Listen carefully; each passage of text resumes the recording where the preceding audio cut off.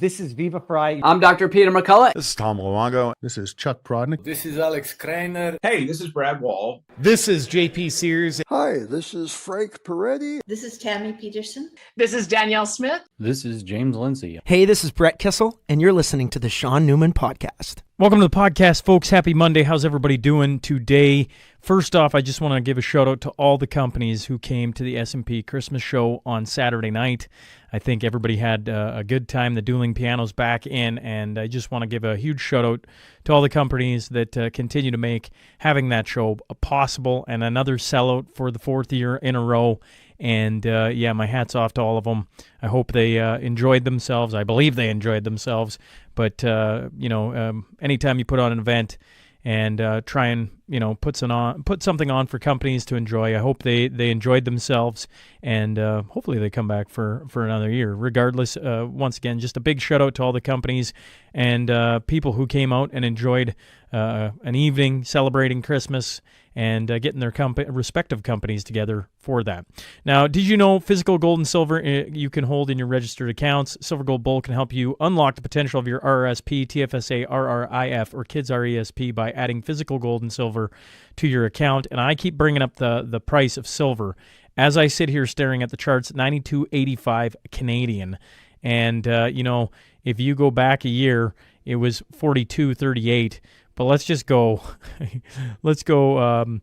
beginning of November, all right? $66.52, right? It's almost up $30 since beginning of November. So when it comes to silver, pay attention to that. I was talking about stocking stuffers. I hope a few of you did that. I know a few of you have messaged me.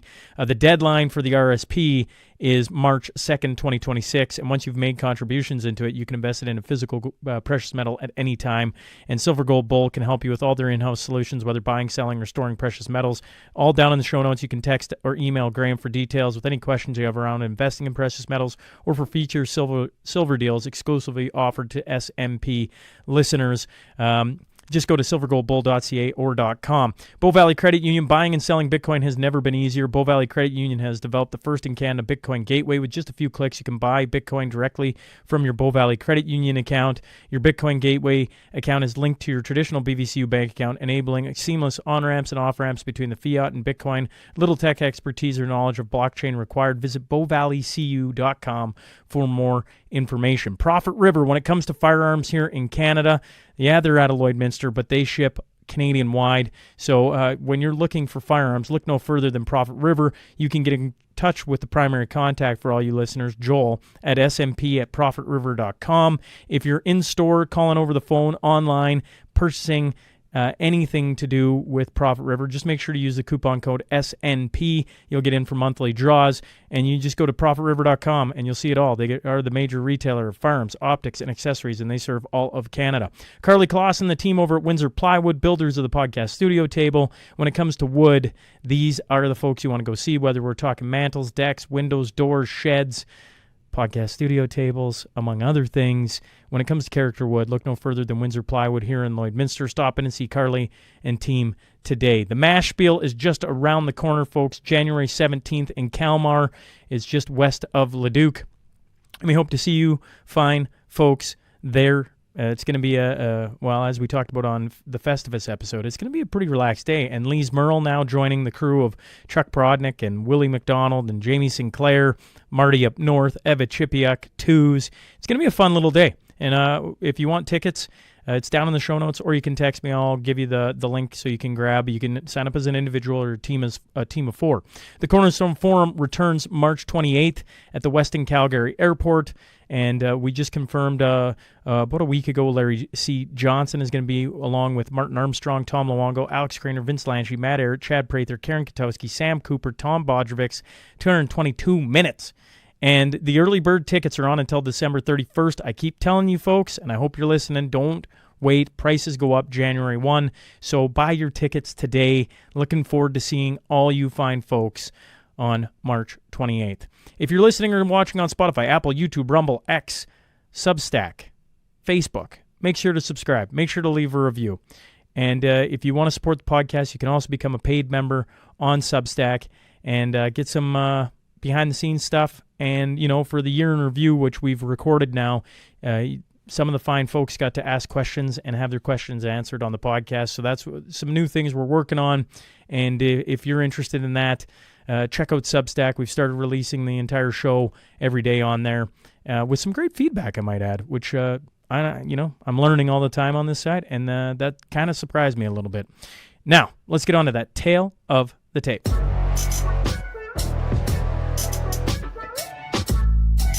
Today's guest is the owner and operator of the Whistle Stop Cafe. I'm talking about Chris Scott. So buckle up. Here we go.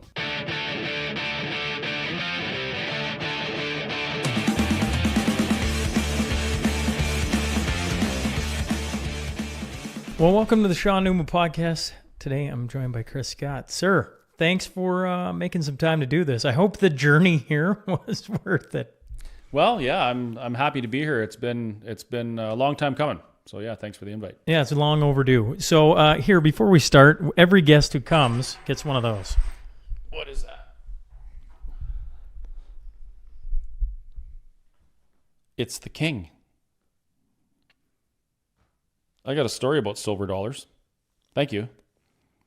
When I was a kid, my grandpa collected coins, and he invested in metals and stuff like that when I was really young. I would go through his, the jewelry box with the cufflinks and stuff like that and pick stuff out. And there was always silver dollars in there. And I remember him giving me these silver dollars saying, you take care of these because someday they're going to be worth something. Well, you know where those silver dollars are right now? They went through General Grant's convenience store in Kamloops when I wanted to buy candies. So now I've got another one. Thanks.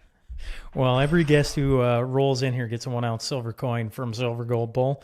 And I should have done this before I walked in, because the price of silver, 1 ounce of those, I gave one to Danielle Smith a couple of years ago, and I remember thinking it was like $38, and I wasn't sure if I could give it to her or not. Yeah. And I want to say it was over $90. Yeah, it's getting there for sure. Yeah. Well, let's just see if I can find it here. Should have had this up, folks. What am I doing? Yeah, price of silver today, $90.16. Wow. Like the price of precious metals has gone exponential. It's been interesting to watch. I mean, it's should be no shock if you're paying attention to the state of the world, but in saying that, when I first started to hand them out, they were under $40, and now they've over doubled. That's pretty wild to watch it continue to. Yep. And silver's interesting to me because so much industrial process, and there seems to be a little bit of a shortage. But when watching gold and metals in general, I think what we're seeing is devaluing of our money more than anything. So anybody who was smart enough to start investing in metals, a few years ago, they protected their wealth. They've done a really good job of it. Yes. Now, it's your first time on the podcast. We're doing it in the new studio. Once again, I hope I told Chris as he got in the video, he's like, where are we going? I'm like, oh, we're going for an adventure. I'm hoping I'm giving you a little bit of that, but it's your first time on the podcast. Mm-hmm. Tell the audience, but I think everybody knows who you are, but at the same token, I was learning new things as we drove. So why don't you, share the long story of who you are and how you get to where you are? Well, it's short. I'm just an average Albertan. End of story. That's it. Just kidding. I was actually born in BC, so I'll start there. I was born in Campbell River. Grew up in Kamloops. I spent 14 years in Kamloops. And it's kind of interesting now with what's going on around Kamloops with the residential schools and the no bodies found and that kind of thing. I've been following that because it's my hometown. But anyway, I spent some of my teenage years back on Vancouver Island in Campbell River. And then I came to Alberta in 2000 because I had friends who were here. And every time they came home from their shift work, rig work, they would have like a new DVD player or a leather couch or something that was unattainable for me. So I thought, you know what? I'm tired of not being prosperous. So I'm going to go to Alberta and I'm going to work on the rigs. And that's what I did. I caught a $99 WestJet youth standby flight from Comox to Edmonton. From Edmonton Airport, I took a cab to Leduc Safety Center and I got my H2S and I did my first aid the next day. And I waited 2 weeks until I got on a rig. And that's how I ended up in Alberta. As I was telling you in the drive over, I spent quite a long time on the rigs and in the oil field. And I've done many different things. I started working service rigs. My last job, I was a superintendent for an oil company in South America with a whole bunch of guys working for me, responsible for a big area, that kind of thing. And I ended up getting out of that because I was tired of the politics, the office politics. I didn't like being away from my family quite so much. And also, I was tired of watching government make laws or put in policy that kneecapped my prosperity in my industry, right? We see it all the time. When the NDP were elected, the oil patch was decimated. Other times we have like black swan events, global events that drop the price of oil. For instance, COVID. Our oil here was trading at $- at one point. Actually, that's interesting. The lowest I ever paid for fuel at my fuel station, I paid 18 cents a liter when it was low like that. So anyway, I got out of it because I was tired of that. And I figured I'm going to buy this restaurant, this little piece of property as an investment, leave it the way it is, keep the staff, and just kind of, be a business owner. Well, that was in July 2019. And as you know, early in the next year, spring, the government again interfered in my prosperity and told me that I wasn't allowed to have customers in my restaurant. So it's kind of ironic. I spent all that time in the energy industry, which I still love to this day, got out of it to get away from the politics and the BS policy, and ended up smack dab in the middle of it more than ever before. So that's me in a nutshell. Yeah. Walk us through the whistle stop because, I think here in Alberta, if you think of COVID times, I don't know, there's a few things that are kind of just like coincide with it. And the whistle stop is like, I think one of those images in everybody's mind of like, that was a big deal. Whistle stop was a big deal. This podcast has probably been 3 years in the making. I remember running into you. I can't remember. It was, well, certainly in Ottawa a few times. Yeah, but I want to say it was just after Thunder Bay. There was a stop on a roadside somewhere, one of the truck pullouts. And I was asking for Chris Barber because I'd interviewed him. I mean, heck, that's the reason my entire YouTube channel got removed. And I was trying to track him down, and everyone's like, who? And then I was like, Big Red. And they're like, oh, Big Red. He's standing right there. And so then he walked me up and hugged Chris. And then he's like, Whistle Stop's here too. And I chuckled and I said, is he? I'd love to interview him. Maybe we can interview him on the road. And we met very briefly because everybody was running around. And I'm like, it'll happen. And then, you think about it. You blink and all of a sudden a couple of years go by, 3 years go by. And then we run into each other at the UCP AGM. And it's like, no, this is long overdue. You should be in. We should have a chat. We should discuss all these things. It should have been discussed back then, and it just didn't happen for whatever reason. And everything in God's timing, I think. And so you're sitting here, and I go, I think I know everything, but at the same token, I know everything from afar, right? I watched everything go on with the whistle stop. I've heard so many people come through the studio that stop in, continue to stop in. But maybe walk us through the events, running a restaurant at that time. Well, July 2019, I exercised a lease to purchase agreement to take the place over. And it was a friend of mine that I bought it from. We were amicable. It was a good deal for me. It was a good deal for her because she wanted out. She's tired, wanted to semi-retire. And I thought it was an interesting thing. So in July, it was a steep learning curve for me because the first thing I learned was the turnover rate in hospitality is huge. So I lost 2 cooks and ended up in a position where now I had to cook, and I had never cooked in a commercial kitchen before. I'd washed dishes in my mom's restaurant, but that's it. So I ended up right in the heart of the operation in the kitchen doing my thing. Well, it took me about a month before I realized that I actually loved that.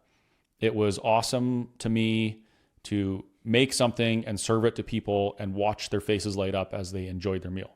Loved it. So I kept doing it. And we changed the business and made it less what it was and more what I wanted it to be and what we wanted it to be. So we did some menu changes, and we launched like a steak night and different types of things, and we started doing pizza. And I wanted this to be like the place that everybody came to because the food was so good. And we have accomplished that. But in between, being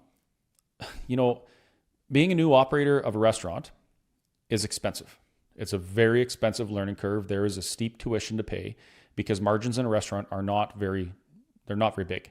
So if you're making a mistake and your waste is too high, your labor is too high, people accidentally take money that doesn't belong to them, it really hurts. So I ripped through my capital, like my operating capital, in about 6 months, which I expected to. I expected to do that in a new business. But then we started seeing the benefits of the learning we did and the changes we did. We started to make some money. But now it was coming on January, and by March, January, February, March are always slow in the restaurant industry. And then by March, we were starting to see light at the end of the tunnel, and the government said, no, you got to close. So then I'm like, oh my goodness, I spent all this money, put all this time in, we've done all these things, and now how am I going to pay my bills? But somehow we managed to get through that. We got through that for a year. And it is thanks to a friend of mine, good friend of mine. He helped me out, and when I couldn't make payroll, he would lend me the money to do it. And so I had a little bit of help along the way. And we did that for a year. And that was the year that we saw COVID on the newspaper, on the front of the newspapers every day. You remember that? The newspaper was like, 5 pages and everything was about COVID, and It was all scary. So I'm watching this, and for the first 3 weeks or so, I'm scared, like probably a lot of people were. I've got elderly grandparents, and I was thinking, man, if they touch something, they're going to die, and everyone's going to die, and what are we going to do? But after that 3 weeks, I'm looking around. There's no sirens all the time. Nobody's really sick. We're not losing vast swaths of the population. And I started paying attention to what was happening around me. The messaging from the media constantly in my face. The TV was global news all the time back then in the restaurant. And it always had that ticker on the bottom: cases, deaths, hospitalizations, ICU utilization. And they're all scary numbers. So I started to, and now I've got time because I have no dining room to be open. So I start looking into these things. And I realized some things like, okay, well, ICU utilization, that's a scary number, but apparently it's supposed to be 100%, because if they don't need the ICU, they use the space for something else. And if they need more ICU, they expand, and you're 100% is an efficient place to be. So I realized that. Then I dug into what cases meant. And I dug into what the hospitalizations meant and who was being hospitalized and why they're being hospitalized. And I'm looking at things going on in other places in the world. And I realized that Canada and the United States, for the most part, were like one of the few countries that were not using all the tools at their disposal. They weren't using early treatment. Like you've had Dr. Peter McCullough on, and he talked about the McCullough protocol. And so all these things are going on in my mind at the same time as I'm watching my bank account and my future slip away. And I thought, oh man, I got to do something. I have to stand up for myself or do something, because I'm just going to lose my business anyway. And then I saw Jason Kenney, our amazing conservative parachuted in savior from Ottawa, say, we're sorry, we should have never done this. Everybody's essential. We shouldn't be saying who's essential. We're not going to do this again to you. And I was like, oh my goodness, finally, it's over. Well, it wasn't even a week. A week later, he came back on some live stream and he said, oh, the numbers are up and we got to, what was the phrase? The slogan was, we have to not protect Albertans. It was, we have to protect the healthcare industry or something like that. We have to protect the hospitals. It wasn't about protecting us. So then this is in my head, and now I'm steaming mad. And I thought, okay, I'm going to do this one more month. Dina Hinshaw said we need one more month to flatten the curve for the last, year that was the 2 weeks. I'm going to get through this, but if it doesn't open, if we don't open, I'm opening. End of story. Well, the 30 days came and went. Dina Hinshaw said we need another week. So me, like most other people, a chicken, I said, oh, I'm not going to do that. I can't fight the government. I'll just wait this one more week. Then she came on and she said, well, we can't open you, and we actually don't know when we can open your businesses again. And that was the last straw for me. The next day, I had a conversation with my family, with my staff, and I said, look, I have no money. I can't continue doing this. The business is going to go under. I'm going to open. I'm going to open illegally. And I said to my staff, I have no money. I can't pay you. And they're like, no problem. We'll work for free. We'll stand with you to do this. And I did. And the rest is kind of history. But I do want to mention that in that 2 weeks, The first 2 weeks I was open illegally. Apparently not, though, because the restrictions turned out to be illegal. My staff made probably 2 or 3 times as much money as they would have had I paid them, because people were so supportive of my staff and me and grateful that somebody was standing up. So that fear that I experienced at first, the fear of the unknown, the fear of standing up against the government, the fear of putting myself out there for what I believed in, was very quickly diminished by the amount of people who were thinking just like I was, but didn't know what to do or were too scared to do it. But when they saw someone doing it, then they could stand up themselves. So that was the biggest lesson I learned from that, was that for the majority of the time, if we're feeling like something's wrong, we're feeling like, are we crazy because we think the world is wrong? It's very likely that most other people feel that way too. And if one person stands up and says it, then you can change the entire world. And I'm hoping that we had a hand in changing the outlook of Alberta with that stand. Oh, and no doubt about it. Full stop on this side, right? Because at that time, how many people were looking around going like, what the hell is going on, right? I don't know what small role I played in it, just a small role. But opening up discussion so people can talk is a very important thing. And hearing, you know something's wrong, but you just can't quite verbalize it. Mm-hmm. And then you start to see it happen. You're like, oh, that's what it is. And then people start talking, they start arguing, they start discussing, and all of a sudden, good things come out of that. I think that's what we want in civilization, except there is a part of the world that definitely does not want that. That's true. And what you did with Whistle Stop, you've been, I don't know, is the word exonerated? All the charges that came against you have all been because of the Ingram decision, if I'm correct, right? Have all been basically these don't stand up to nothing. So all the fines they had against you, everything, it's all gone. But you're a guy who's went to the wall you were motivated because you're going to lose it anyways, right? But you still went to the wall. It was a fear response. It wasn't because I'm a great person or brave or courageous. It was a fear response. The fear of what was going to happen, what was inevitable, was greater than the fear of what the government was going to do to me. That's what it was. But that changed. That changed into courage when people stood with me. That was the key. Yeah. I tell people will always say the podcast was like a light in a very dark time.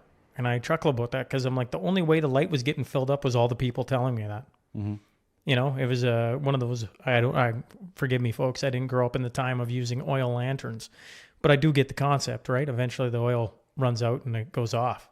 And they just kept pouring more oil in so that you could keep going. That was a very important thing on this side for the podcast for people to, because I don't know about you. I'm curious, at the Whistle Stop, did you have people come in and lose their crap on you, or was it 99% positive? Can you imagine how we could identify the people that didn't agree with us? I can imagine. Yeah, okay, so every now and then somebody would come in like that, and they would come in visibly upset and expecting what the media was portraying us to be. Like I did an interview with Global News, and they portrayed me to be an anti this, anti that, anti everything, and I wasn't. I didn't give two hoots how you wanted to present yourself, if you wanted to wear a mask or whatever. I didn't care. Wipe the toilet seat if you pee on it. Pay your bill. Carry on with your day. That's it. But these people would come in and expecting me to be what the news portrayed me to be. And they're hot already. But 90% of the time we would have a conversation and it would turn out that we just disagree, but we're okay with each other. I remember this old dude came in and he's burning around my parking lot, just hot under the collar, so mad, wearing, I don't know how many masks he's wearing, but this is an old guy. He's scared, right?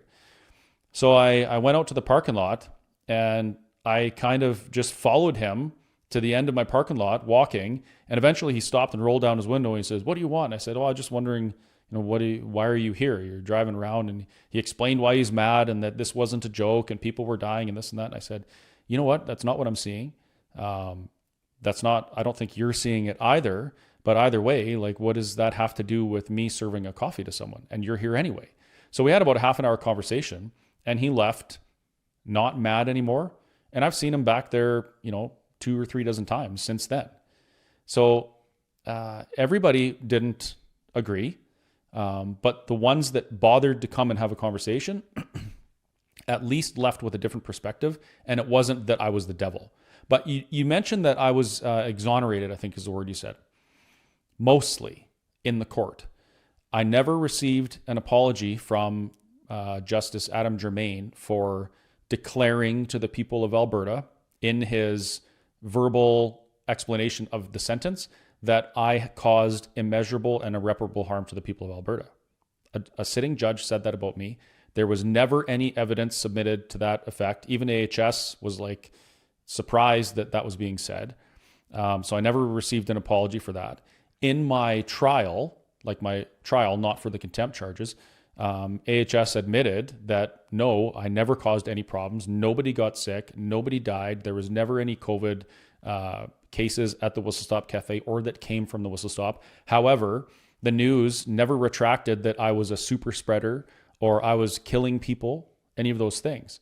So while the charges were dropped, the court of public opinion was allowed to continue with that narrative, even in the news and some politicians. And to this day, I just heard the other day, we do a free turkey dinner for Thanksgiving, Easter, and Christmas, and one other time. Oh, and my birthday. Everything's free at the Whistle Stop on my birthday. That's my birthday present, getting to feed people.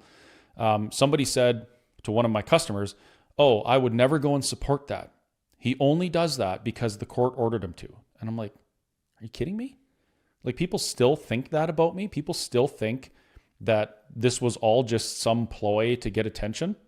I don't like crowds. I'm not particularly fond of people. I never wanted attention. I ended up with attention, and it was kind of out of my control. But that's still going around. There are still people that believe those things about me and my business. I would say roughly half of my town think I'm the devil because of the stand I took. I was never actually exonerated. My charges were dropped, but I wasn't exonerated. Never apologized to. Didn't get any of the money that I had to pay in fines back. I didn't get any of the 200 hours of community service back that I did. So yeah, there's still a lot of remedy that should be there, but it's going to be a long time coming. I appreciate you clearing that up because I didn't know how to say it right in the proper sense. Well, there's two different things, right? There's the 100%. Yeah. You bring up the free meals. I think that's a cool story, right? It's the Whistle Stop for me. This is once again from afar. This is what I see, and hear from all the probably thousands of people that stop in all the time, is that you've really built a community there. That's what it to me looks like. You took a stand, a very public stand, one that got you slandered every which way through the media. And then eventually, it comes out that, oh, wait a second, he doesn't actually have to pay any of this. And, and on that went. But you bring up the free meals and you bring, and you're July 1st. And I'm probably missing 17 days that you do. But, become pretty good friends, I would say, Chris, if you're listening, Chris Barber, we've become pretty good friends. And he talks so highly of you and they show up to different events you put on and, and hats off to Tamara and Chris as they sit at home in house arrest. But I want you to talk about Christmas. Christmas is right around the corner. What do you do on Christmas? And if people wanted to show up or help or anything, support it, how can they do that? Well, yeah, and thanks for reminding me. I've got a couple emails from people that I haven't responded to yet, asking if they can help. But Christmas, Christmas, Easter, Thanksgiving. We've been doing free turkey dinners since I opened. And that kind of happened because the first year I was thinking, what do I do for Christmas? Do I close so we can spend time with our families? What is it that we actually want for Christmas? And the answer is, for Christmas for me, I want to give. I want to give something. It makes me feel good to give. And if you look at that from the perspective of what Christmas is about literally the greatest gift that was ever given to man, and that was Jesus Christ, was given by his Father for us so that we didn't have to die. And there is no gift better than that. So when you think about Christmas and giving, What can we do? What can we do to, to bless other people and participate in that spirit? And it's giving. So I thought, well, what do we do? Like a $5 dinner? Well, that's stupid. I don't really care about $5. So we'll just make it free. And it works out. You mentioned community. It's the community that believes in what the Whistle Stop does that makes it possible. Because there's a bucket out and people will throw $20 in or $30 in or whatever. And then there's some people, like one guy, he donated a significant amount to basically cover at least half of the meal this year. So people are very willing to do that because they know that there's other people who can't. And they would otherwise sit at home, maybe by themselves. Maybe it's a senior that doesn't have any family left or whatever. They'd sit at home by themselves and not have turkey and not celebrate the Christmas spirit. And now they have a place to do it, right? So, a few times a year, the people that can't are not able to go out and spend the ridiculous amount of money that it costs to go to a restaurant. They can do that. They can have a nice night out with their family. And there's more to it. We bring people together who share our values and they get to talk to each other. That's one of the hardest things about the free meals is we have a small dining room and people just want to stay and talk and visit and they're having a great time. And I'm like, eat your turkey and get out because we got a line up down to the highway, right? But this year, I thought of that and I thought, well, what do we do? What do we do this year so we can feed more people? And I was hoping to have my addition built by this year. That was the plan. I want to double the size of my dining room, double the size of the kitchen, and change the restaurant a little bit so that when it's busy, we can serve more people. Well, that didn't get done. So I thought, why don't we do a drive-in movie and turkey dinner at the same time? So this year, we're going to do the free turkey dinner, but we're also showing a Christmas movie so people can park their cars, just like an old drive-in, like we used to do during the COVID times. And they can enjoy their turkey dinner watching a Christmas movie with their family. And I think that way we're going to be able to serve a lot more food and people won't have to wait. I'm quite excited about that this year, although it means twice as much work, but that is what it is. But as for helping, I finished my Christmas morning thing with my family. Immediately I'm to the Whistle Stop and I'm cooking. Generally, I'll show up at about 4 a.m. and I get everything in the oven and then I go home and do Christmas and I come back. So I get the meal mostly done by myself and then the staff comes in and will serve. So if people want to come and help, they just have to show up and it could be as simple as, taking a garbage can around to cars and collecting plates or things like that, or maybe helping run food out to cars. It's very informal and it's kind of like when you go to your family's house. You don't go there with a plan on what you're going to do and you have to do it. It's like, oh, you're going to help out where you can. Forgive me for this this will be a dumb question, but I'm curious about this because, could every restaurant do this? They could, but they don't. And your background of being like, I'm friends with a bunch of guys from the rigs, and I was saying to you on the way out, I'm like, man, rig guys are sharp. Twos is a rig guy. My best friend's a rig guy. There's just lots of rig guys, and they come off as these like burly, I don't know, mean SOBs that are, and then you open a restaurant and you're doing one of the kindest things I've heard about. I don't know. I'll be curious what the audience has to say. Was that something that you mentioned working in your mom's restaurant?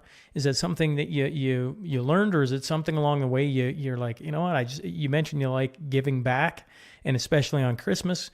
Although you mentioned Thanksgiving and I think Easter and your birthday. Is that something that you just stumbled into, or you put a lot of thought in, or you always wanted to do? I don't know. You come from the rigs, and then you come and you have this, I don't know, big giant heart, I guess is the way I'd look at it. I don't know that I've ever worked with a crew who wasn't generous in one way or another like that. Most of the people that I've worked with in Alberta, like even my very first tool push, that guy was an asshole, like big time. But I wouldn't change it for the world because he made me learn. Like I was that dumb BCF for the first 3 months I was on the rig. The guy, if I would lip him off, he weighed 500 pounds. He'd stuff me in my locker. Like it was rough, but we'd go out for a meal and he'd always pick up the tab and he would care about what was going on in our lives and talk to us after work. And he would tip very, very well everywhere we went. A lot of the oil field guys that come into the Whistle Stop that I know, they're the ones that they're first in the line to throw $100 in a bucket. So to make sure other people can have something. And I don't know, when I was a kid, we didn't get to go out to restaurants much. We're fairly poor. We certainly weren't in a position where we could go out to a restaurant. If we went out, it was because we went and delivered magazines for a weekend so that we could have enough money to go for a family dinner. So that stuff was kind of special to me. And now I look at the price of, I'm actually embarrassed when I have to give a family their bill for their meal. Like, it is unreal. It's unreal what things cost these days. And I think back to, when I was a kid, there is no way we could do that. So it makes me feel good to know that people can experience that. And I have enough that I can do that, but I don't know if every restaurant could do this. We're very unique because we have a tribe, right? The people that love the Whistle Stop, they share the same values we do. That means they care about people, and they'll stick their necks out or sacrifice or give something up to benefit others. They've tried in other restaurants in urban centers to do this type of thing where, you pay what you can afford, and they found out very quickly that it just doesn't work. If you don't, not everyone shares our values, not everyone shares our views. And there's a lot of people in this world that want to take. And from what I've seen of businesses that have tried to do this in other places, it doesn't work out because of that, So sure, they could do something where maybe if they got some sponsors or whatever, and they could put on a free meal and advertise for some businesses, that might work. But the idea of risking saying, and I never know how many people we're going to feed. I never know how much turkey I need to buy or anything like that. I just buy a lot and cook a lot. But not knowing, it's you don't enter into the unknown in business. And that's the difference between me and a business focused person, is I'm willing to go into the unknown and take that type of a risk and count on the people who share my values to help, whereas they don't have that confidence. So it's a different situation. I just think it's super cool. And I didn't know this story before you're coming on. And as I forget, what does this air on? This airs on December 22nd, I think, is when this comes out. And I'm like, to me, it's like, I want to talk about Alberta independence with you. I want to talk about some politics. I can't wait. But I think it's really, really cool as we're entering into, we're already in the Christmas time of year, but like the week of Christmas, I do a Christmas Day podcast with Tanner today, and yes, folks, that's happening again. And that started the first year I podcasted. I wasn't going to release anything on Christmas. I'm like, I was going to listen to it. And wouldn't it be blue collar guys that reached out and said, well, I have to work, and I would love it if you put something out on Christmas Day because I got to be out there. And I was like, oh, okay. And then, that's evolved to where, I have Tanner and a day on Christmas Day, and we talk about Jesus mainly. We bring up some different things, and I'll be curious where our conversation goes this year. But, I just think it's super cool. And it feels very timely, with Christmas right around the corner. And hopefully if people want to help, they can, or if they want to show up, all the power to it. I was thinking, this year it doesn't work, but I'm like, normally my wife's from the United States. So the Newman family Christmas is on Christmas Eve. So on Christmas Day, we sit there and twiddle our thumbs because we have nothing to do. And I'm like, that might be something, in the years to come, maybe a little road trip and show up and say hello and have the kids help out a little bit and then tootle back, a little bit of an adventure. As you can tell out here, I enjoy a little bit of an adventure. So I just think it's super timely to have you on and talk about those things, because that's the values I share. I think it's super cool, and I got a ton of time for building community. Yeah, it's a lot of fun. Have you ever gone to a restaurant and you have a turkey dinner and you get your turkey dinner and you're like, it's turkey and it's dinner, but it's not like what I remember from home? It's not like that in my place. When I make stuffing, like we use my turkey dinner that I'll make for the Whistle Stop, I'll use probably 15 pounds of butter. Real butter. We fry our stuff in real tallow. Like I cook my turkeys the way my grandma did. When you get your vegetables on the plate, they're real vegetables that we cut up in the back and we cook from fresh and we pile the butter on. It feels like a real family turkey dinner, not just a mass-produced, good enough to call it turkey dinner. So we're spending Christmas away from our family, like our blood family, but we have the opportunity to spend Christmas with the broader family of human beings that, believe in the values that we hold. So Alberta independence. You've been a guy who's been, I think, very vocal about it. I think that's safe to say.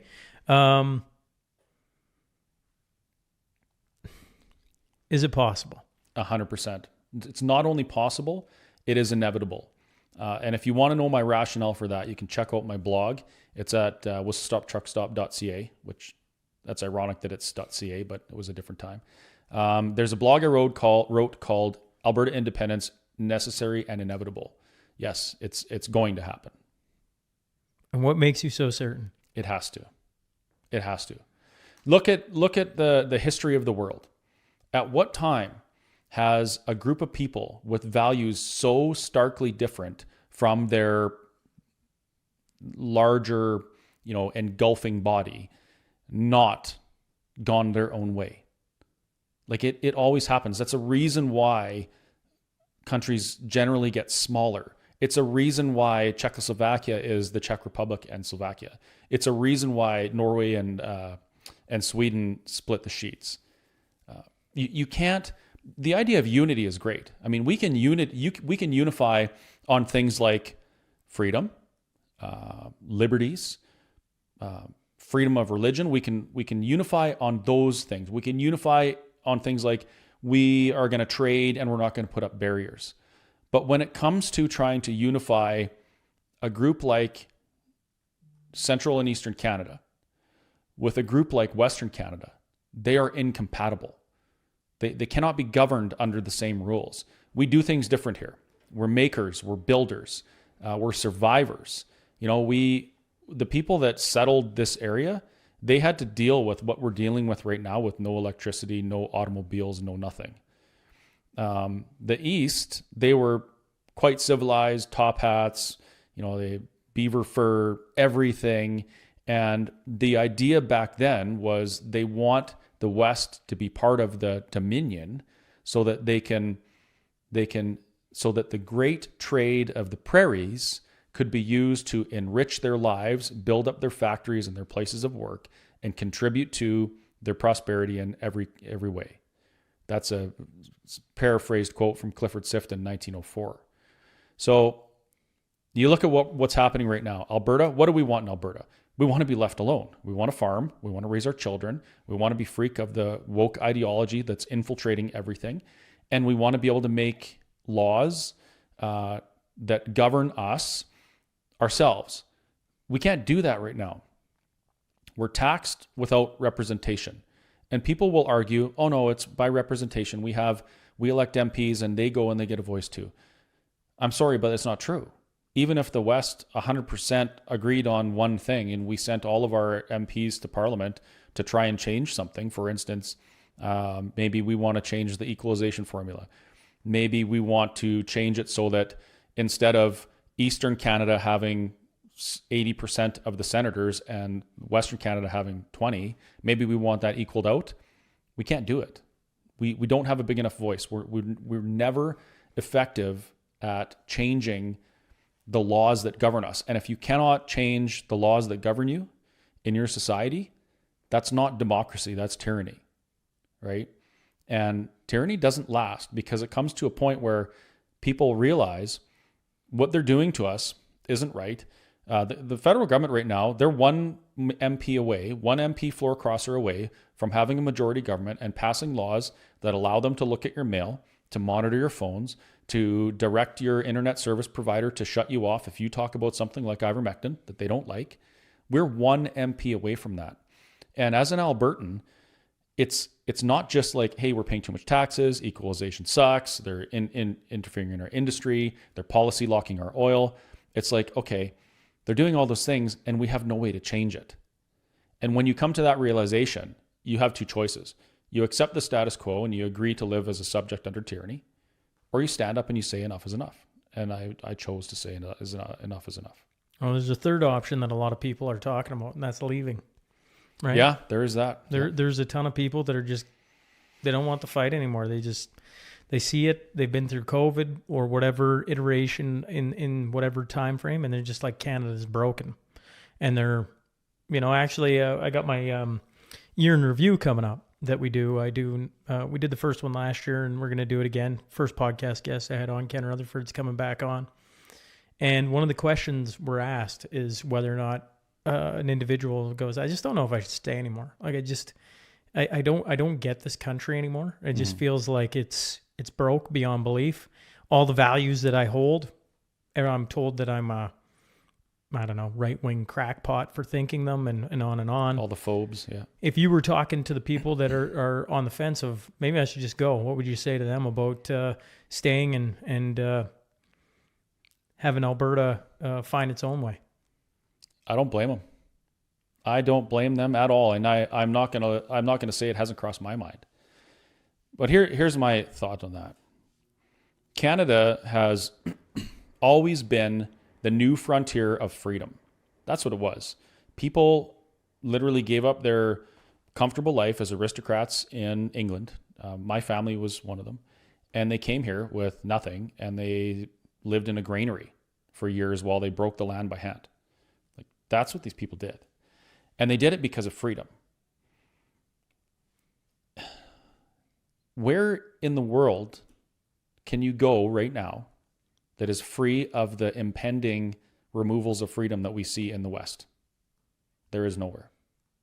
There are places you can go where there's a better chance of living free for longer, right? The countries that have right-wing military separate from government that keep government in check. Colombia is a great example. Colombia has a really radical left government right now.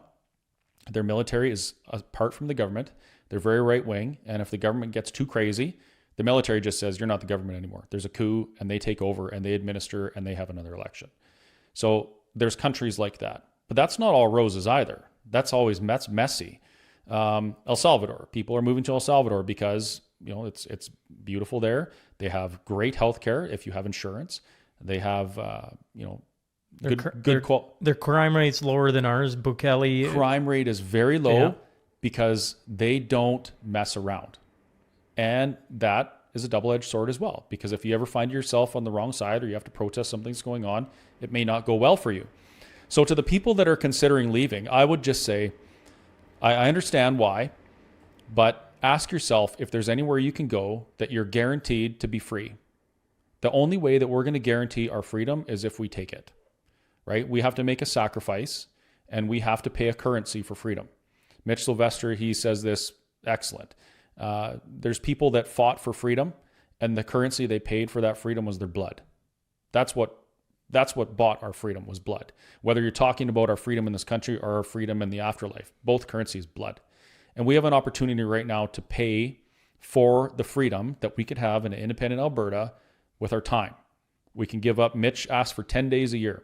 If he says, let's go, show up here, stand with us and be counted, go and be there. And if we do that, if we get 1 million people in this province or 2 million people to give their time, this will be the greatest place on the planet. Unless you want to talk about that, I'm gonna go into a little bit of a short history lesson as to why it is that we need to be independent and why we can't be free under the current situation. You mentioned that Canada's broken. The Canada that we believed was real doesn't exist. It's not broken. It's exactly the way it was intended to be. We had this idea, and we were taught this as kids. You probably experienced this as well. When I started going to school in the mid-'80s, I'm 46 years old, so I was born in 79, started going to school around 1985, 1986. Now, that was only 4 years after the Constitution was repatriated. And Canadians were very excited about this. Most Canadians. Elmer Knutson wasn't. Chris Christie wasn't excited. Many people in the West weren't excited because of what it meant for Western Canada, but that's another conversation. In my school, it was celebrated. You are free, and you always will be, because you have these documents. You have the Bill of Rights, you have the Charter of Rights and Freedoms and the Constitution, and that's why Canada's free. That's why it's the best place in the world to live. And it was exciting. I remember the feel of singing "O Canada" and singing "God Save the Queen" and those things when I was in elementary school. We were taught that Canada was formed by, when the people just decided that they wanted to be a dominion and unify and be this big free country. That's not true. That is not what happened. Canada in the mid 1800s was under very imminent threat of becoming part of the United States. The United States had fought and paid for their freedom in blood in the 1700s in the War of Independence. They bled for their freedom. They declared independence. They became a sovereign, independent nation. Canada, we were a group of colonies that came from mostly England, and the English elite, they built this society in what's now Ontario, Quebec, on the fur trade, right? It was business. The Hudson's Bay Company was the biggest business on the planet back then.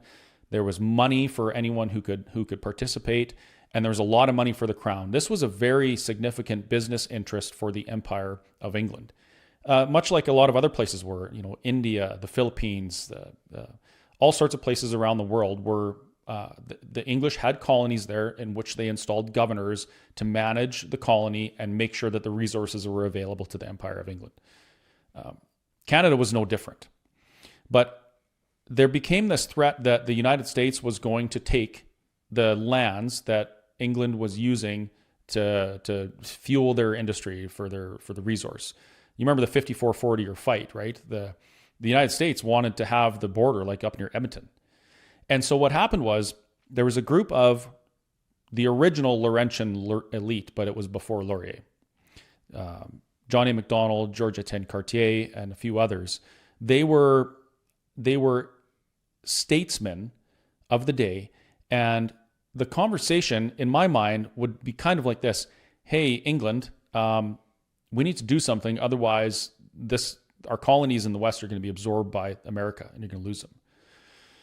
So they went to England, and they sat down with London, and they penned the BNA Act. It wasn't something we did here. It wasn't a group of people that had a constitutional convention and said, hey, government, this is how we're going to allow you to govern us. No. It was a business deal by those guys in England to maintain colonial control over the Dominion of Canada by the monarchy. And they had to give up some things to do that, but they did it. And they rewarded those guys very, very well. The people that were Empire loyalists back then were brought into the upper echelons of power in London. They were given titles. They were given knighthoods. They gave out knighthoods like it was going out of style up until like the 60s. So we never had that moment of, we're going to chart our own course forward. We were subjects of the crown, and the crown said, you can make your own laws. This is how you're going to govern yourselves. This is how you're going to be. And there you go. And Canadians have this idea, we became independent and sovereign. No, we didn't. We didn't. We were given a set of rules by mom and dad on how we could live in their house right from the very beginning. So we need to have that moment where we say, okay, we're done living under mom and dad's roof with the trust. We're going to inherit the trust because we've grown up. Alberta, BC, Saskatchewan, Manitoba, we've grown up. We have the capability to manage our own wealth and affairs. We don't need to be part of that anymore, and we shouldn't be. A free country, the United States, 250 some odd years old, the longest surviving free democratic country on earth, is free because of their constitution, because it was the people who decided. And that's what we need to do here in Alberta. And to the people that say they want to leave, I would argue that if they stay and be counted in those numbers and participate in these things, we write our own constitution and we say, this is how we're going to maintain our freedoms. There is no better path out there right now. The only thing you have right now is a Band-Aid on an axe wound by moving to another country. The true cure is when the people finally take control of their own destinies. They give the government ground rules, and we move forward. So that's a long-winded way of saying it's very well put. Better to do everything we can to become the adults in the room that we're meant to be, to seize our destiny, than to abandon it for fear of failure. There's been a lot of talk of a referendum in 2026. Yeah. I would say, maybe I'm wrong on this, but I would say you'd have better knowledge than some on the timing and whether or not we will have a 2026 referendum on this. And then, if you look at it, and you're in all these different conversations, no different than I am. What is your feeling if you get a 2026 referendum? Is that too soon? Not soon enough? Will it happen? And do you think there will be a yes vote, we want out? I don't think it's too soon because of the Alberta Prosperity Project. If we didn't have the Alberta Prosperity Project and a massive educational campaign to educate Albertans as to the merits and benefits of independence, it would be too soon. But we have that. We have a group of like 16,000 volunteers that are ready to go, hit the ground running, and start this campaign and basically tell people why we need to do this. As for the timing, the only person that knows the timing is Danielle, the Premier. Nobody else knows. There hasn't been an announcement on when the referendum is going to be. There's been a lot of assumptions and rumors and things like that. But at the end of the day, if we have when we collect our signatures, and I want to see 1 million signatures, so folks, you got to get out there and do it. That gives the government, it compels them to hold a referendum on their own time with the question the way they want it. So there's two parts of this. We have to compel the Danielle Smith government to hold the referendum via the Citizens Initiative Act. And number two, we have to make sure that it's well known when we want this referendum or in what timeline and what we want the question to be. I would like the referendum. I think October is good. I think that's enough time. I want the question to be constitutional. I want it to have some teeth. I want it to be clear. So when it goes to the Supreme Court of Canada, they say, yes, it was a clear question, and yes, it was a clear answer, and then it forces the negotiation on secession. But at the end of the day, that ball is in the Premier's court. And what did you think? I wanted to pick your brain on this, and now we're weeks past it. But you were at the UCP AGM this year. I think you were at the one previous to that too. But this one is specifically, there was a ton of...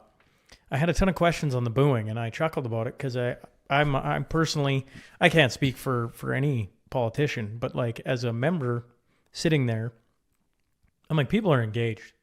So they point at the boos, but then they missed the 15 standing O's she got. Yeah. Right. Her comment on criminals coming into your house immediately. I think everybody I can't believe she just said, and I don't know, like I just see I've only ever gone twice the last 2 years. I was never politically active before that, voted all the time, but I never, I would say I knew nothing. And going to them, there's a level of engagement that I admire, because that's what you want out of people. You want people to be engaged, almost like it is the Edmonton Oilers playing in the Stanley Cup playoffs or whatever your team is, if you still have a team, that is. Mm-hmm. But what did you think of the UCP AGM? Yeah, I mean, you were covering it all. Before I talk about that, I do want to give credit where credit's due. Do you know why people are so engaged in this province in politics? It's because they were primed with what happened over COVID. They feel something's wrong. They want to do something. They don't know how, because we're never taught. We're never taught civics, and that should be mandatory. As a matter of fact, I would argue it will be mandatory in an independent Alberta. David Parker. David Parker organized the people that felt something and didn't know what to do. He educated them, and he gave them the tools and showed them how to do it. Now, love him or hate him, I mean, he did a fantastic job of teaching politically apathetic and ignorant people how to become involved in politics and get stuff done. And we've got stuff done, right? So I do want to give him credit for that. The booing at the AGM, people weren't booing Danielle. I'm well aware of that. We have a very interesting situation with the Premier right now. It's not just that people accept her policy; they love her. Like the people of Alberta that appreciate Smith, they adore her. It's not just they want to vote for her; they see her doing things that nobody else does. She sticks her neck out. When the people give her a mandate, she does it. And I'm not saying she's perfect. She's certainly not. She's done things that I've called her out for. I don't agree with her on everything, but it is a different situation with her than we have with other premiers. My friend Jeff Rath, he posted some things on X basically challenging her about the MOU and some other things, and saying, you know what, if you keep alienating your base, there's going to be a leadership review, and people are going to be mad, and they're going to take it out on you. And he's correct, because what we've learned is that if we have a problem with somebody in politics, we mobilize, we bring enough people, and we win. And he's correct about that. But what I think he didn't understand is that people are emotionally attached to the Premier as well, because they're seeing her do things like stand up for our children, stand up for our rights. Yes, they botched the Bill of Rights. I'll admit that. But the other things that got her the standing ovation have created emotional connections with people to the Premier. So the booing was not booing her. It was booing the idea, right? And she's playing this game where dare I say, pretending that we can fix these problems. Maybe she knows that we can't, but she knows we have to try and fail. I don't know. But did you notice her response to the booing? What did she do? Did she argue? Did she get upset? Did she get flustered? No, she didn't. She giggled. She giggled because she knows that Alberta doesn't believe that we can fix these things. She knows that. But at the same time, she hasn't been given a mandate to pursue independence. Yes, we're loud. Yes, we're pushing as hard as we can, but she was not elected on an independence platform. She was elected on the Alberta Sovereignty with a United Canada platform. She was elected on the mandate to do everything she can to fix the problems we have so that we can stay in a United Canada. She was elected on those things. That's what she's doing. However, when we have 1 million signatures on this Citizens Initiative petition, she has a new mandate, and the people of Alberta are speaking. And if there's anything that I've learned from Danielle, it's that regardless of what her personal beliefs are, at least this is what I think, if the people give her a mandate to do something, she'll do it. Even if it means she has to go stand out in front of the media and take the rotten tomatoes, right? So the AGM was a good representation of that, in that largely supportive of all the policies. Of course, the MOU got booed, and it should. It's junk. There's a few good things in there that, I think we need. But at the end of the day, we know it's not going to change things. We know that the biggest parts of there, the pipeline, the working together, those things, they're not going to happen. I wish she had been less celebratory about that. But I also do understand that in politics, you need to put out wins all the time so that you can keep the momentum. So, but it was, I think it was a wake up call for her and her ministers and caucus to know that we're building this movement. We're going to keep building the parade, and she'll get in front of it. When you're talking about signatures and the mobilizing 17,000, I don't know if you have do you know the time frame on that, of when they're planning that? I feel like I just saw something, but I'm spacing on if it said actual dates. Okay, so Mitch Sylvester, the CEO of the Alberta Prosperity Project, he was at Elections Alberta in Edmonton the day the legislation changed. He was there at 11 a.m. and he filed a new question. Now, I'm not going to try and quote it. You can maybe put it up after. Yeah, for sure. But he filed a new question. It's with Elections Alberta right now. Elections Alberta has to do their bureaucracy things, whatever it is they do, spend a bunch of money, spell check, whatever, and then they'll approve it. When it's approved, from that day, I believe, I could be wrong, we have 120 days to collect signatures. It seems to me that with the Christmas break coming up, it's likely going to be somewhere around mid-January. So on January 10th, my friend Jason Levine is hosting an event at Legacy Place in Red Deer. And before his event, we're going to be there to host a campaign kickoff event to tell people this is what's going on, this is how you sign up, this is what we have to do, explain the conditions that Elections Alberta has for canvassers, things like that. And we're going to get that ball rolling. And then by the end of January, we should be in full swing collecting signatures that will compel the government to put a referendum question to the people of Alberta, a constitutional question regarding the future of Alberta in Canada. I'm just pulling up because Jason had sent it to me. Where is it here? Forgive me. I'll find it. Yeah, he actually sent me a text with the event, and I was like, dude, I'm planning an event. I just announced it on the same day, and I still hadn't picked a venue or anything. So then I just decided, well, why don't we just do it together? We're aligned on almost everything, and it fit. Oh, crap. Jason, you text me in two different places. It's got to be on... I'm like, where did he send it to me? Because we're going to bring it up on the mashup forum, but where the heck is it? Oh, here it is. Okay, I got it. It's, okay. January 10th, you got Something Big is coming to Red Deer, January 10th, and it's Fundamental Truths Shaping Our Country's Future. It's got Jason Levine, Dr. Jack Mintz, Leighton Gray, Mia Hughes, John Carpe, Bathsheba Vandenberg, I believe I'm pronouncing that right, Bruce Party, Sean Buckley, Teresa Buckley, and moderator Nadine Wellwood. And then Pastor Sean Ham is going to be doing the prayer. And that is January 10th. So I guess, when I where does it say? Does it say, sorry, Jason, I should have looked at this. I didn't realize this was going to come up. Otherwise, I would have. That's what editing's for. Fundamentaltruths.eventbrite.ca if anyone's interested.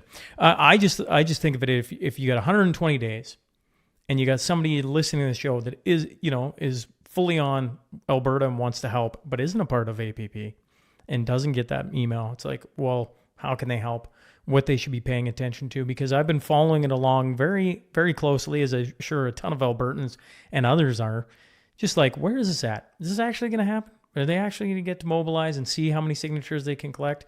I've been hearing a lot of this. Who's the other guy doing the Stay in Canada? Thomas Lukasik. Thank you. Two somewhere is shouting, going, you know exactly who that is. We tried getting him on the mashup. That didn't go. But, like his, 500,000, 700,000, they have a couple different numbers they throw around. And when you go a million, it's like, well, if you really want Alberta out, it's like, well, just get a couple friends to sign a petition and let's see where it goes, right? Like, I mean, if it comes to fruition, which it sounds like it's going to, then it's on every Albertan, if you actually want this, to do the bare minimum. And the bare minimum is like getting 10 signatures, which shouldn't be that, my personal opinion, shouldn't be that tough. But when that goes live, I'll make sure that we get a few guys come on and talk about it, because I think it's very important for Albertans to pay attention to. Yeah, for sure. Well, truth be told, we have enough signatures already. APP has been building a database of people who intend to vote yes to Alberta leaving. We've been doing that for years because we knew that the Citizen Initiative Act was a very difficult hurdle. And so we said, well, how do we do this and make sure it's successful? Well, we just gather the contact information first. It's not part of the campaign. It's part of our internal thing. We're building a database of people who are like-minded. We got 260,000. So, within 1 week, we could have 250,000 signatures on that. And the referendum is going to happen. Like, we're going to compel that. Wouldn't it be fun instead of 250,000 to have 100%. Million in the first week? And it's just like, what is that? I remember Danielle being in the leadership race, being at the APP debate when you had Ezra Levant and who was the... Dennis Modry. Thank you. Dennis Modry were asking the questions. Mm-hmm. And one of Danielle Smith's responses to Ottawa, if I'm remembering this properly, well, as if we get into problems with them, we'll use the hammer. And she was talking about APP. She was talking about the fact that you got, at that time, I think it was 170,000. Forgive me numbers, folks. But it was a big number back then. And she was just saying, well, we'll use the hammer. I'm like, well, the hammer's coming because people are staring at what's going on in Canada. And, everybody's, it kind of goes back to the COVID thing. When you're talking about your restaurant, you're like, okay, I'll wait the month. Okay, I'll wait the week. I think Westerners, specifically Albertans, have been going, okay, we'll give them until Grey Cup. We'll give them a couple more weeks. Yeah. We're doing it on your time. Okay, yeah. Oh, the question gets held up. Question's held up. All right. Now there's been things come. Okay, it's time to go.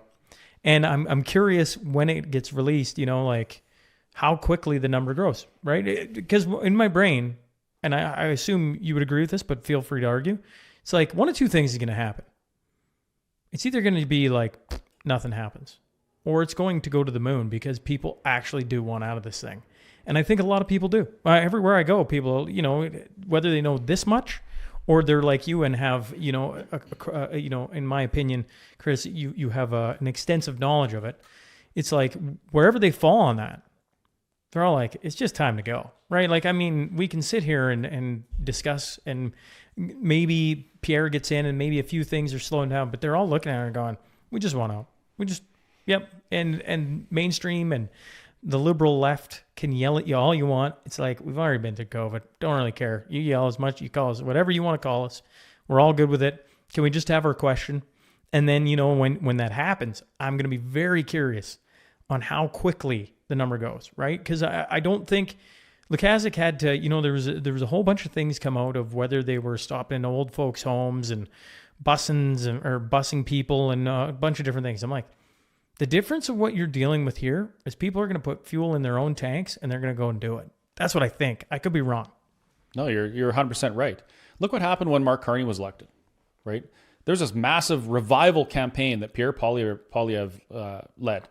And Western Canada was just on fire with the idea of electing Pierre Poilievre as our prime minister. I'm sitting there completely unexcited, actually kind of pissed off that people are distracted by doing the same thing again and expecting a different result, knowing that Alberta independence is the only answer. But they were so excited. And we elected Mark Carney, and I say we collectively because we're still a collective country. Yep. And APP they were signing up 5,000 people per hour. 5,000 people per hour. So it's there. The people are there. When it comes to the referendum question, we start canvassing, we get our numbers. It doesn't matter if we get 1 million at that point, although I want to see 1 million for sure. We're going to get the referendum on the table because we already have enough people in the database.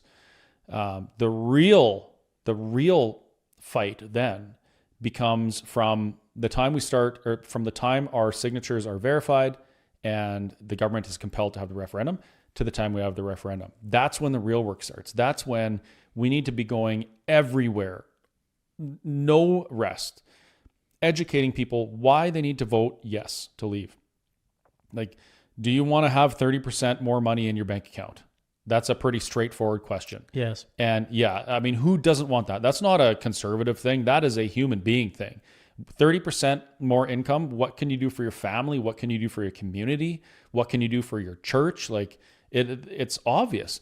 And then you get into some of the more nuanced things like, oh, would you like Alberta to be able to negotiate deals to get our resources to Tidewater? Because that's how we do it. We can't right now. We've been ineffective for 100 and however many years. But we could do that. Is that what you want? Yes. Okay. Well, NDP supporter, do you want our hospitals to be better funded, better managed, and less waste? Yes, of course we do. Do you want to pay the nurses more? Yes, of course we do. Okay. Well, let's give our nurses and doctors, first off, a 30% increase in their pay because they're not getting taxed so much. And then we're going to constitutionally enshrine protections that prevent the fraud, corrupt, waste, and theft from our public institutions. Right? So we can offer all the entire political spectrum what they want. The only thing we can't offer them is an emotional attachment to a country they believed existed that doesn't exist the way they thought it does. That's it. Well, I just had in here last week 3 military men who, forgive me, gents, I think it's 70 some years of combined experience for the Canadian military. They've bled, they've lost men, they've lost friends, all 3 of them are like, it's time to go. Yeah. And you're like, when you talk about the average Canadian, I like to think I'm kind of just the average Canadian. It's like, when do you feel most Canadian? When Sidney Crosby puts on the Team Canada jersey, which happens once every 4 years, and I guess with the Four Nations Cup, okay, every second year. That's when we feel Canadian. That's when we actually come together. The only other time I've ever felt that, if I'm being honest with myself, was the Freedom Convoy. Yep. And that superseded any Olympic gold medal by tack on however many times you want, because that's what it was. And so you go, okay. When you really start thinking about it, and you got to come to what is Canada? Is it a landmass? Or is it something else? And when you start talking about what's in Alberta, I think we have the most Canadian values under the sun. Like, I mean, it's full stop. Like, I mean, and I once again, I grew up in Saskatchewan. I got a ton of time for Saskatchewan. I was telling you as we're walking in, I'm like, Alberta goes, Saskatchewan's going to be what? a day behind it. I mean, obviously, I'm a little bit tongue in cheek on that, but it's not going to be far. You know, it's. I'm just going to be very, very, very I think there's so many of us that are interested. We've just been sitting here kind of like twiddling our thumbs. Okay, yep, they got all the signatures. All right, sounds good. Are we going to have it? No, they're going to lock it up in the courts. Okay, we're just going to sit here and wait. And you know, like I wanted everything to be so fast when I first got into the podcast world and started looking at politics. I realized that is not how this goes. This May. Well, I look at it and I go, when it gets announced, when you get the 120 days, I'm like, that'll be fun to watch. Here's why I say it might be faster. People have this misconception that we're asking. Nobody's asking.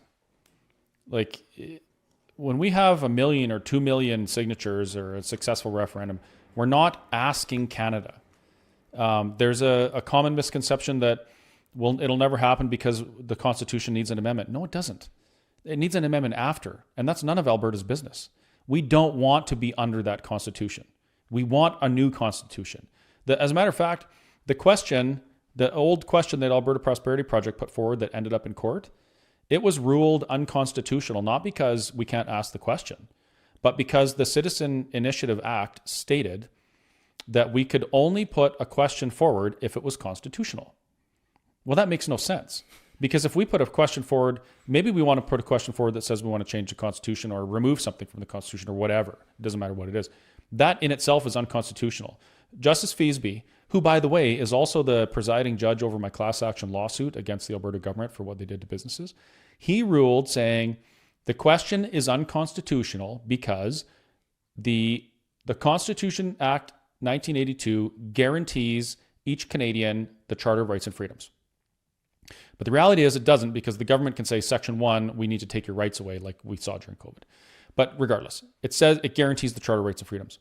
Well, the court can't guarantee that an independent Alberta would offer the people the Charter of Rights and Freedoms. It's not a guarantee anymore. Therefore, the question is unconstitutional. It's not because he was corrupt or wrong.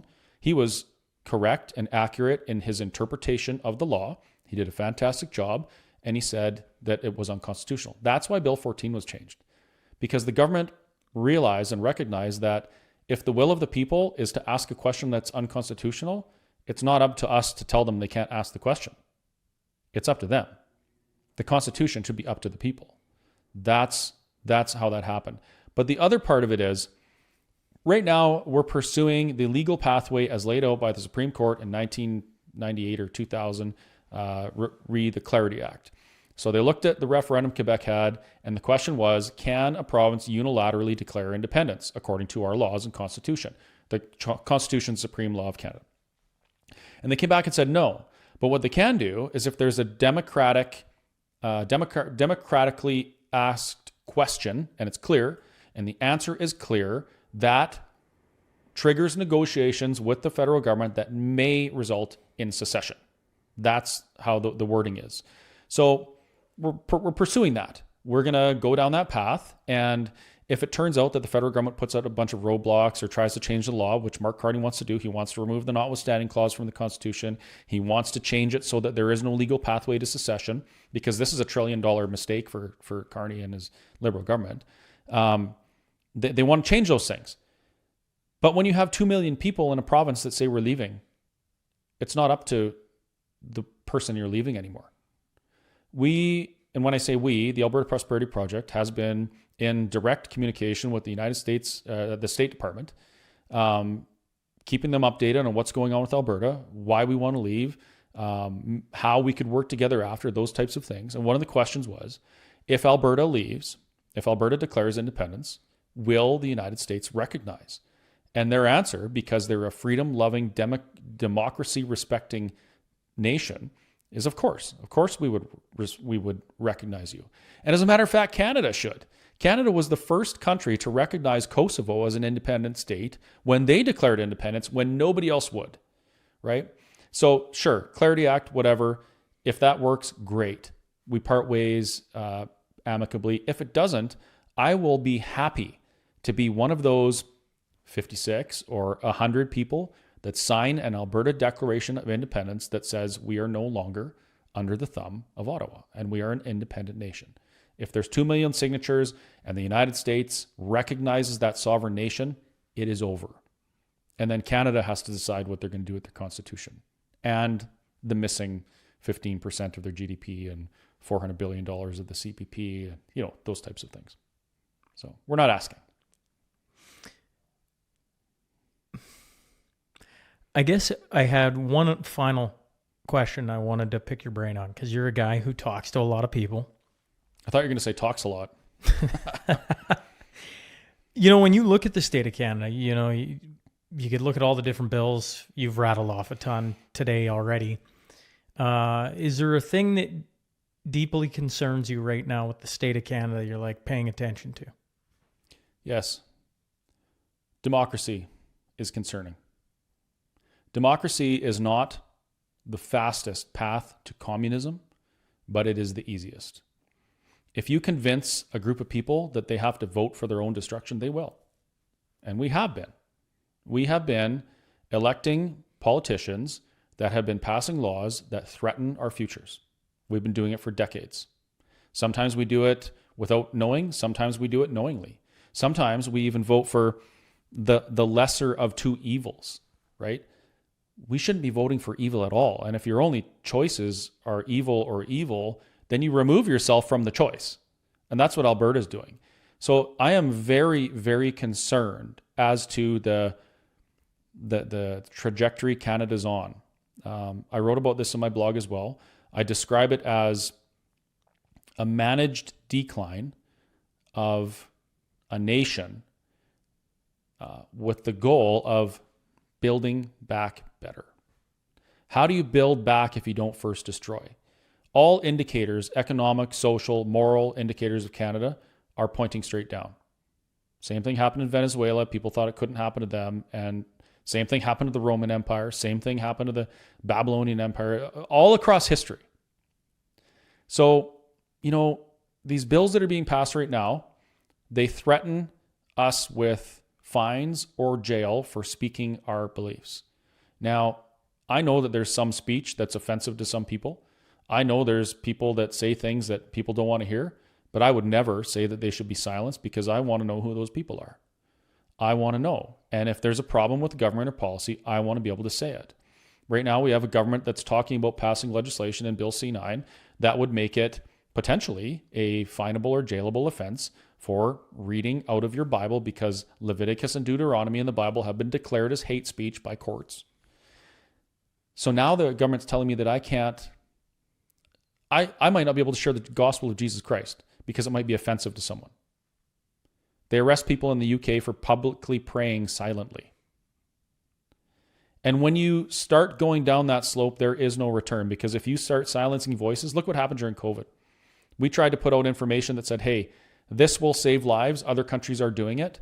We can be better off if we do this. And we were silenced. Not only silenced, but people like you lost income. They killed your YouTube channel. And I'm assuming that there was a little bit of income there, right? I just crossed over the threshold and was just about, I was in the process of beginning that. And yeah. And how much work is that? A ton. That's a ton of work. Work. Yep. So they're threatening our ability to use our voices to enact change. And when that happens, it is over. It's over. British Columbia is condemning the people of Canada as genocidal, murdering maniacs and giving away land that people have worked hard for to another group of people. And this isn't going to be just British Columbia. Canada passed into law the United Nations Declaration of the Rights of Indigenous People, which they said all of our laws have to be amended or made to follow the spirit of UNDRIP, which is, it's not good. I just released a replay of a podcast this morning. So what is it today? 17th? 18th, something like that. Something like that. I just released it talking about UNDRIP and the dangers. So when people ask, you know, what do I see as the outlook for Canada? I would ask them this. I'm 46 years old, and if someone said to me, go back like 30 years in your mind and look at what Canada is and try and think of what you see now from that perspective, would you be okay with it? And the answer is no, every single time.